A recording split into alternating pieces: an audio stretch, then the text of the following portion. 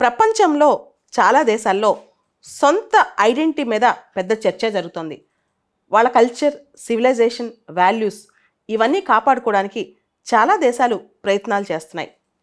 2016లో Britain బ్రెగ్జిట్కి సపోర్ట్గా ఓటేసింది.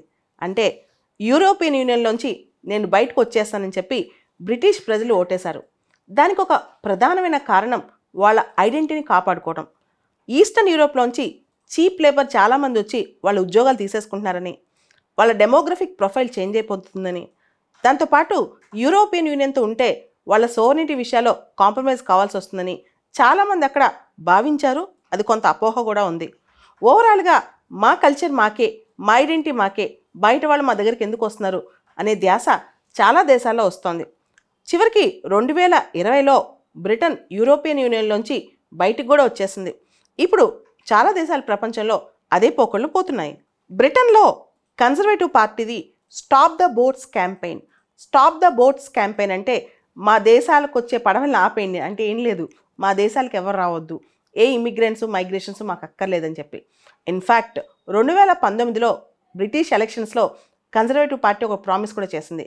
బ్రిటన్కి వచ్చే ఇమిగ్రెంట్స్ని సంవత్సరానికి 2,50,000 మందికి ఆపేస్తామని చెప్పి. కానీ ప్రస్తుతం కూడా అంటే లాస్ట్ 2022 సంవత్సరంలో కూడా చూసుకున్నా బ్రిటన్కి దాదాపు 7,45,000 మంది ఇమిగ్రెంట్స్ వచ్చేసారనమాట. దీంతో నెక్స్ట్ ఇయర్ బ్రిటన్ అంటే 2025లో బ్రిటన్ మళ్ళీ ఎలక్షన్స్కి వెళ్ళనుంది. Rishi Sunak conservative party leader, తర్వాత బ్రిటిష్ ప్రైమ్ మినిస్టర్, ఆయన ఒక ప్లాన్ తీసుకొచ్చారు, రువాండా ప్లాన్ అని చెప్పి. బ్రిటన్కి ఎవరైతే అసైలం సీకర్స్ ఉంటారో, ఎవరైతే బ్రిటన్కి లీగల్గా ఇల్లీగల్గా మైగ్రేషన్స్ కోసం వస్తుంటారో వాళ్ళందరినీ రువాండా తరలించే ప్లాన్ అనమాట. అంటే రువాండా దేశం చిన్న దేశం కాబట్టి అక్కడ ఆ దేశానికి కొంచెం డబ్బులు ఇచ్చేస్తే వీళ్ళందరినీ ఆ దేశం హోస్ట్ చేస్తుందని చెప్పి ఆయన అభిప్రాయం. దీన్ని చాలామంది తప్పుపడుతున్నారు కూడా, ఇది చాలా తప్పని కూడా ప్రకటిస్తున్నారు. ఓవరాల్గా కన్జర్వేటివ్ పార్టీ మాత్రం స్టాప్ ద బోట్స్ క్యాంపెయిన్, మా దగ్గరికి ఎవరు రావద్దు అని చెప్పి చెప్తుందనమాట. దాంతోపాటు ఎకనమిక్ మైగ్రేషన్స్ని తగ్గించడానికి ట్రై చేస్తుంది. స్టూడెంట్ వీసాస్ మీద లిమిటేషన్స్ ఇస్తుంది. ఎవరికైతే వర్క్ వీసాస్ ఉన్నాయో వాళ్ళ ఫ్యామిలీస్ని కూడా రానికుండా రిస్ట్రిక్ట్ చేయడానికి బ్రిటన్ ప్రయత్నం చేస్తుందన్నమాట. బ్రిటన్లో కావాల్సినంత మంది వర్కర్స్ హాస్పిటాలిటీ సెక్టర్లో పనిచేయలేకపోతున్నారు ఇమిగ్రేషన్స్ ఆపేయటం వల్ల. ఇన్ఫ్లేషన్ బాగా పెరిగిపోతుంది, ట్యాక్స్లు కూడా పెంచే విధానం కనిపిస్తోంది.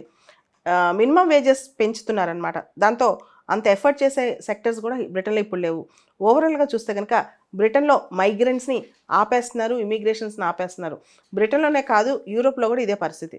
ఇక్కడ యూరోప్కి చాలా బెడదుందని కూడా చెప్పొచ్చు. మీరు బ్రిటన్ విషయమే తీసుకుంటే ఇంగ్లీష్ ఛానల్ ద్వారా చాలామంది ఇల్లీగల్ మైగ్రెంట్స్ బ్రిటన్లోకి ఎంటర్ అవుతున్నారు. వార్ టార్న్ కంట్రీస్, ఎక్కడైతే సివిల్ వార్స్ ఉన్నాయో, యుద్ధాలు ఉన్నాయో, సిరియా కానీ యెమెన్ కానీ ఇలాంటి చాలా దేశాల నుంచి ఫస్ట్ వెజిటేరియన్ సీ దాటుకుని యూరోప్లోకి వస్తారు. అటు నుంచి ఫ్రాన్స్ నుంచి, అక్కడి నుంచి ఇంగ్లీష్ ఛానల్లోంచి యూకేకి ఎంటర్ అవుతారు. చాలామంది వీళ్ళకి సపోర్ట్ చేసే ఏజెన్సీస్ కూడా ఉన్నాయన్నమాట. ఇల్లీగల్గా పీపుల్ని స్మగ్లింగ్ చేసి తీసుకొచ్చే ఏజెన్సీస్, వీళ్ళని పీపుల్ స్మగ్లర్స్ అని కూడా అంటారు.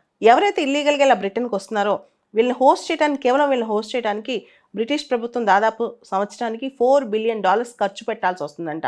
రోజుకి వీళ్ళ హౌసింగ్ కోసమే 4, 5, 6 ఇట్లా చాలా $1 మిలియన్ ఖర్చు పెట్టాల్సి వస్తుంది. వీళ్ళకి ఆవాసాలు కల్పించడం కోసమే డైలీ సంవత్సరానికి దాదాపు $4 బిలియన్ ఖర్చు అవుతుందంటే వీళ్ళ కోసం. ఈ మొత్తం సమస్యను దృష్టిలో పెట్టుకుని బ్రిటిష్ ప్రధాని రువాండాతో ఒక ప్లాన్ చేసుకున్నారు. వీళ్ళు ఎవరైతే జెన్యూన్ అసైలం సీకర్స్ ఉన్నారో వాళ్ళ అప్లికేషన్ తీసుకుని నిజంగా వాళ్ళు వాళ్ళ కంట్రీస్లో పర్సెక్యూషన్ గురైతే, యుద్ధాలు ఉండి వాళ్ళు ఇబ్బందులు పడుతుంటే వాళ్ళకి సేఫ్గా రువాండాలో అవకాశం ఇచ్చేటట్టు అక్కడ స్టే అవ్వడానికి ఫేక్ ఉన్నారో, ఎవరైతే దొంగ సర్టిఫికేట్లు వాళ్ళకి నిజంగా ఇబ్బంది లేదో వాళ్ళని బయటికి పంపించడానికి ప్లాన్ వేస్తున్నారు. ఇప్పుడు బేసిక్గా చెప్పాలంటే ప్రైమ్ మినిస్టర్ రిషి సునాక్ ఈ ప్రాబ్లమ్ని రువాండాకి అవుట్సోర్స్ చేశారు. దాదాపు £240 మిలియన్ డబ్బులు లాస్ట్ డిసెంబర్ నాటికే రువాండాకి ఇచ్చేశారంట. దాంతోపాటు అక్కడ డిటెన్షన్ సెంటర్స్, హోస్టేజ్కి హోమ్స్ కట్టడానికి వీళ్ళందరికీ కూడా అంత ఖర్చు బ్రిటనే భరిస్తుంది. ఇన్ఫ్యాక్ట్ చెప్పాలంటే బ్రిటిష్ తలనొప్పి కాస్త రువాండాకి ఇచ్చేసింది, డబ్బులు పే చేసి అని చెప్పొచ్చు. మొత్తం ఈ ఎపిసోడ్ అంటే బ్రిటన్ రువాండాతో చేసిన ప్లాన్ మీద యూకే సుప్రీంకోర్టు, వాళ్ళ బ్రిటిష్ సుప్రీంకోర్టే ఇది తప్పు అని చెప్పేసింది, ఇల్లీగల్ అని చెప్పేసింది. ఎందుకంటే రువాండాలో ఇప్పటికే మానవ హక్కుల ఉల్లంఘన చాలా ఎక్కువ ఉంది. అలాంటి ప్లేస్కి ఎవరిని పంపించినా అది అమానవీయమే అవుతుందని చెప్పి సుప్రీంకోర్టు అభిప్రాయపడింది. అయితే ఇక్కడ మనం యూకే సుప్రీంకోర్టు చెప్పిన ఇంకో మాట గుర్తుపెట్టుకోవాలి. UK already UN convention on refugees 1951 sign చేసింది, European convention on human rights కూడా సైన్ చేసింది. మరి ఇట్లాంటి దేశం ఇతర దేశాలకి తన దగ్గరకు వచ్చిన వాళ్ళని పంపించి మానవ హక్కుల ఉల్లంఘన చేయొచ్చా? ఎందుకంటే రువాండాకు పంపిస్తే అక్కడ మానవ హక్కులు అనే ప్రొటెక్షన్ ఉంటుందని గ్యారంటీయే లేదనమాట. సో 2 కన్వెన్షన్ సైన్ చేసింది. UN convention on refugees, European convention on human rights. ఈ 2 సైన్ చేసిన బ్రిటన్ ఈ పని చేయొచ్చా అని చెప్పి యూకే సుప్రీంకోర్టు ప్రశ్నిస్తోంది. యూరోప్లో చాలా దేశాల్లో ఫార్ రైట్ పార్టీస్ విన్ అవుతున్నాయి. అంటే మా దేశం మాదే, మా ఐడెంటిటీ మాదే, మా కల్చర్ మాదే. ఉదాహరణకి ఇటలీలో బ్రదర్స్ ఆఫ్ ఇటలీ పార్టీ, వీళ్ళు కూడా ఇప్పుడు ఏం చేస్తున్నారంటే అల్బేనియా అనే చిన్న దేశంతో ఒక అగ్రిమెంట్ కుదుర్చుకుంటున్నారు. మా దేశానికి వచ్చిన ఇల్లీగల్ మైగ్రెంట్స్ వీళ్ళందరినీ మీరు ఉంచుకోండి అని. బ్రిటన్ ఫాలో అయిన పాలసీయే ఇటలీ కూడా ఫాలో కాబోతోంది. ఇంకా చాలా దేశాలు ఈ దిశగానే ఆలోచిస్తున్నాయి. సిమిలర్గా ఇలాంటి డీలే యూరోపియన్ యూనియన్ అంటే EU కంప్లీట్గా తునీషియాతో కూడా చేసుకుంటున్నట్టు ఒక వినికిడి. ఇంతకుముందు డెన్మార్క్లో కూడా జీరో రెఫ్యూజీ పాలసీ అనేది స్టార్ట్ అయింది. కాకపోతే ఈ మధ్య ఉక్రేనియన్ రెఫ్యూజీస్ కోసం కాస్త ఈ పాలసీని సడలించారు డెన్మార్క్లో, అంతే. ఇంతకుముందున్న జర్మన్ ఛాన్సలర్ ఏంజెలా మెర్కెల్ ఎన్నికల్లో ఓడిపోవడానికి కూడా ప్రధానమైన కారణం ఆమె ఎక్కువ మంది మైగ్రెంట్స్ని జర్మనీకి అలౌ చేయటమే. ఇన్ఫ్యాక్ట్ చాలా దేశాలు ఓ 10 సంవత్సరాల క్రితం skilled workers, unskilled, semi skilled workers కోసం మైగ్రేషన్స్ని అలౌ చేశాయి. కాకపోతే యూరోప్లో ఇప్పటికి కూడా చాలా దేశాల్లో వర్కర్స్ కావాలి.